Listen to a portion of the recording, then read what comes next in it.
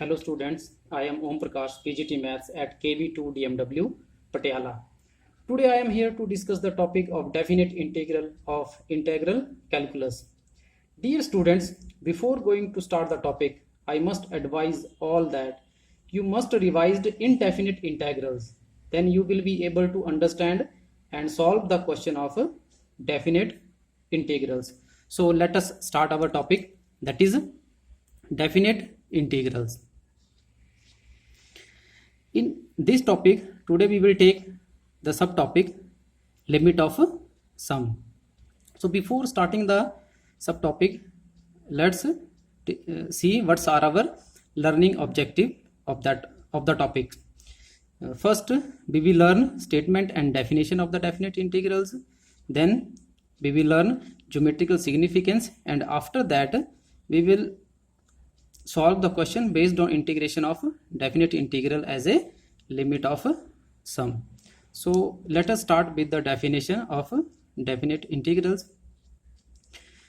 Let fx be a continuous function on closed interval ab and phi x be its antiderivative. Antiderivative means if we take the differentiation of phi x, then we get f of x. Then the definite integration of fx over closed interval a to b is equal to phi of x from a to b.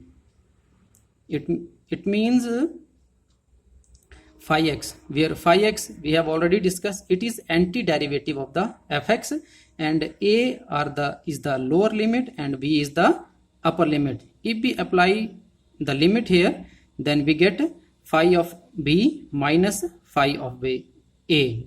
Means we always take upper limit minus lower limit at that functions.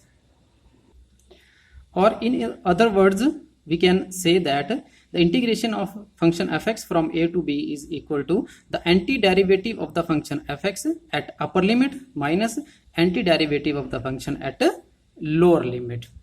Many students have one question that, sir, when we solved indefinite integrals, we always used a constant, say c, but we have not used any constant in this integral. So dear students, whether we use or not use constant c, it will not affect our result. How? See, let us take constant c in the antiderivative, then we can write the integration of fx from a to b is equal to phi x plus c from a to b. When we apply the upper limit, so we get phi of b plus c. In place of x, we place the value of c. Since c, it is a constant and independent of b, so it can be written as such, minus lower limit, that is phi of a plus c. If we solve this part, then we get phi of b plus c minus phi of a minus c. Constant terms will be carried out, and this is our final result. So the result is same as we have used earlier. It means constant c does not come when we use definite integrals. Now come to its second part, that is geometrical significance of definite integrals. Means integration of fx from a to b dx. Actually it has 4 component, that is function y equal to fx, say y equal to fx, integration element, that is x, lower limit a and upper limit b. In these 4 elements we have same variable, say x. Means यहाँ पे सभी variable same होंगे, या सारे x होंगे या t होंगे या थीटा होंगे. So if we draw the graph, then we will get this curve, and it's actually represent the area bounded by the curve y equal to fx, its limit x equal to a, x equal to b, and x axis. And one more thing is that we are talking that function fx is a continuous function. If it is not continuous, then its area cannot be bounded and we cannot find its area. So once again, we revise that what we have discussed. First, we discussed the definition of the definite integrals. It states that the integration of fx over a to b is defined as the antiderivative of that function at upper limit minus antiderivative of this function at lower limit. And second is geometrical significance of definite integrals. It states that it is the function which represent the area bounded by the curve y equal to fx, lower limit a, upper limit b, and x-axis.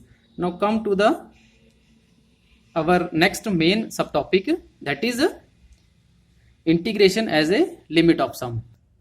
So this is the graph of the definite integrals.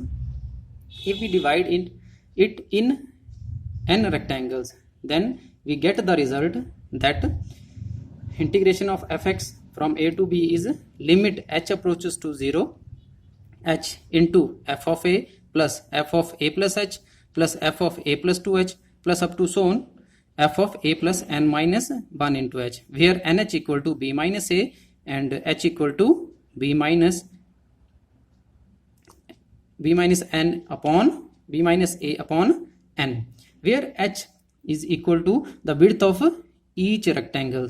So when the limit h approaches to 0, then the sum of these rectangles becomes to equal to the area enclosed by this curve.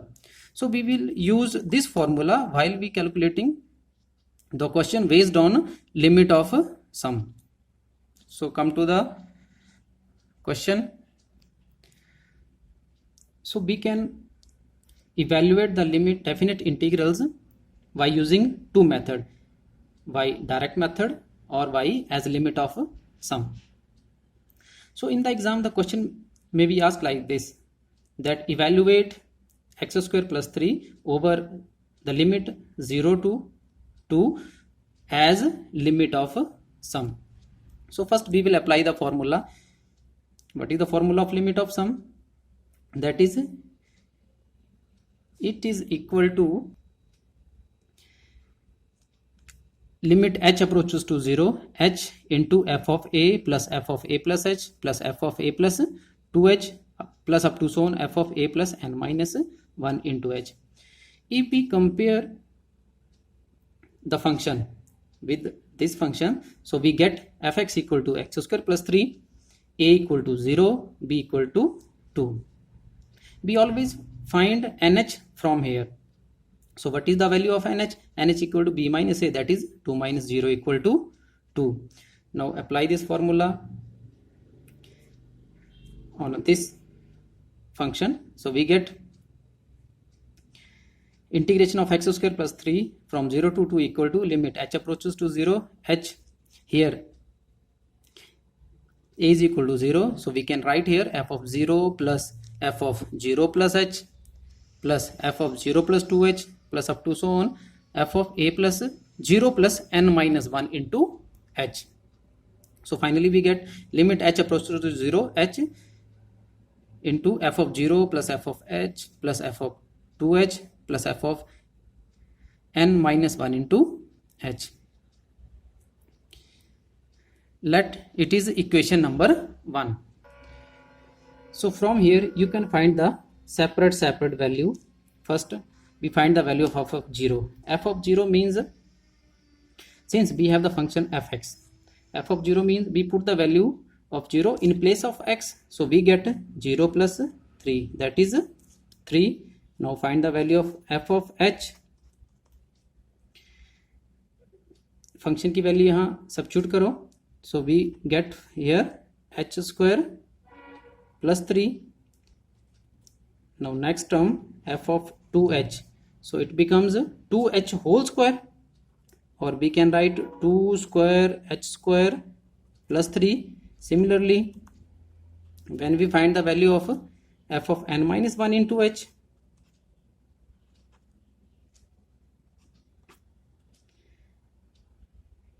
So we get n minus 1 square h square plus 3. Now put all these value in equation number 1. So we get limit h approaches to 0, h into 3 plus h square plus 3 plus 2 square h square plus 3 plus up to so on n minus 1 square h square plus 3. अब आप यहाँ देखेंगे कि हमारे पास यहाँ जो value है 3 वो कितने टाइम आ रही है. If we leave out here 1h 1 3 2h 2 3 and up to so on n minus 1 h n minus 1 3. So total हमारे पास यहाँ 3 कितने टाइम्स आएगा, n टाइम्स आएगा. तो हम यहाँ कांस्टेंट वैल्यू सेपरेट करके लिख देंगे और the terms containing h or h square we will write separate. So we get,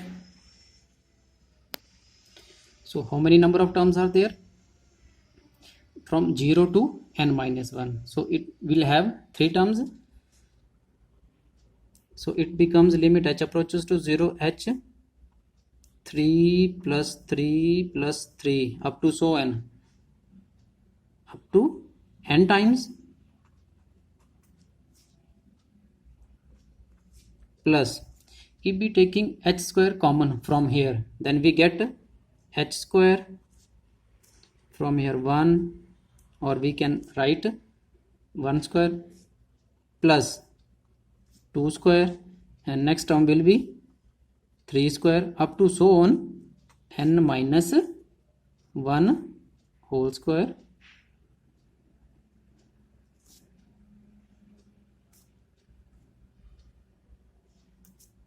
like that.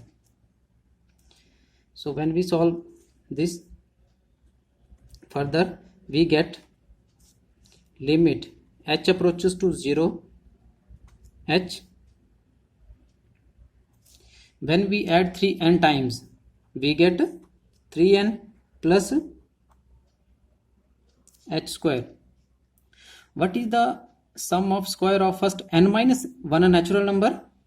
That is n into n minus 1 into 2n minus 1 upon 6.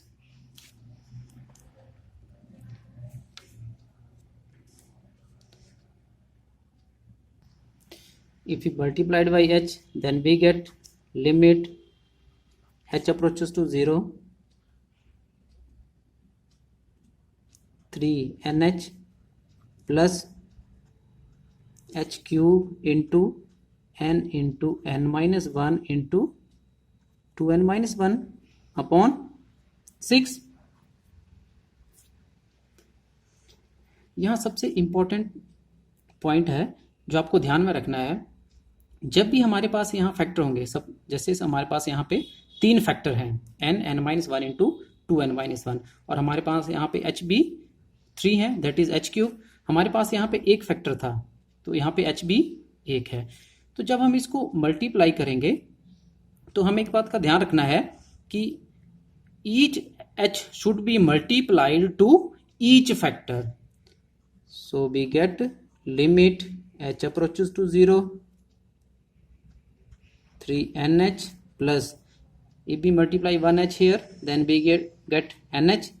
If we multiply second h here, then we get nh minus h. Similarly 2nh minus h upon 6.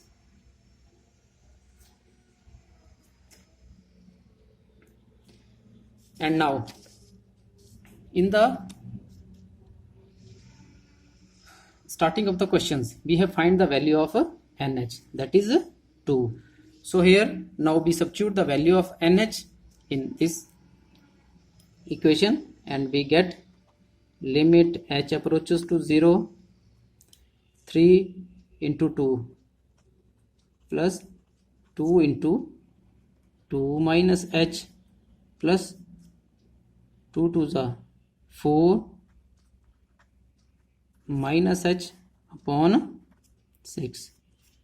Now we will apply the limit since it is independent of limit, so it becomes 6 plus, and when we apply the limit here it becomes 0 and it also becomes 0, and it will be 2 into 2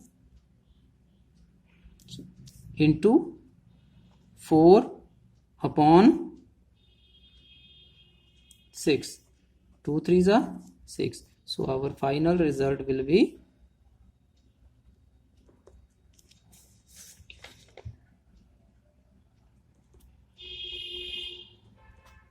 26/3. सो एक बार इस question को आप फिर से देख लीजिए किस तरह से हम इस क्वेश्चन को सॉल्व करते हैं. First we will compare the function with general formula. So here fx equal to x square plus 3, a equal to 0 and b equal to 2. We find the nh from here and apply the formula. We can solve separately the function and then substitute the value in this function.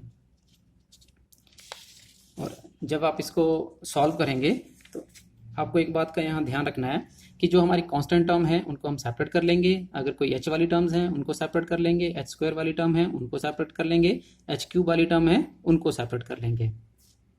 और जब हम इसको solve करेंगे तो हमारे पास ये जो h है जितने फैक्टर हमारे पास अंदर होंगे उतने भी हमें h मिलेंगे. So we multiply each h by each factor. See here we have 3 factors, and if we multiply this inside then we get 3h. So each h should be multiplied to each factor, then we will get the result. And using the value of nh we have find earlier, apply in this formula and get the result. बेटा यहाँ कुछ important फॉर्मूले हैं जो हमारे इन question में use होंगे, एक बार उनको चेक कर लो. The sum of first n minus 1 natural numbers are n into n minus 1 by 2. The sum of square of first n minus 1 natural number, that is n into n minus 1 into 2n minus 1 upon 6. Similarly, the sum of cube of first n minus 1 natural number is n into n minus 1 upon 2 whole square. Means it will be like same, but we use square here. And one GP formula we will used here, that is a plus ar plus ar square plus up to so on plus ar raised to power n minus 1, that is equal to a into r raised to power n minus 1 upon r minus 1. But r should not